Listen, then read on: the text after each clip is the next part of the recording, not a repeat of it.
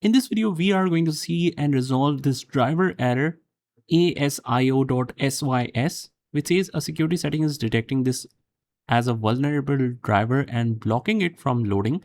You'll need to adjust your settings to load this driver. So here's how you can quickly resolve that. First of all, you just go to the start menu and right here settings, open that up. On the left hand side, we have the Windows security, privacy and security. Here it is. We click on that.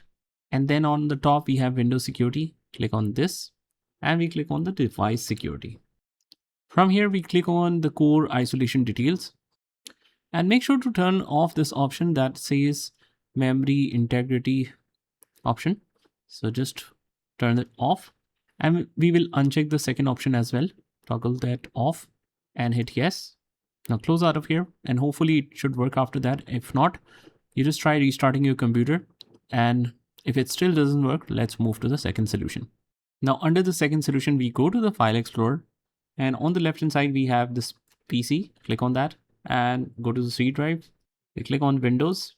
From here, we scroll all the way down to the bottom until we find SYS. So SYS wow 64. Double click on that and now find drivers here. Let's just scroll down. Here's drivers.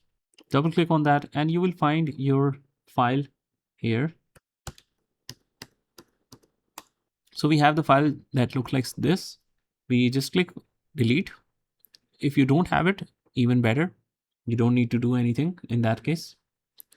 Just close out of here and just restart your computer once, and everything after that should work perfectly fine. So that's about it. That's how you do it. I hope you found this video helpful, and if you did, hit the like button and subscribe to our channel, and I will see you in the next one.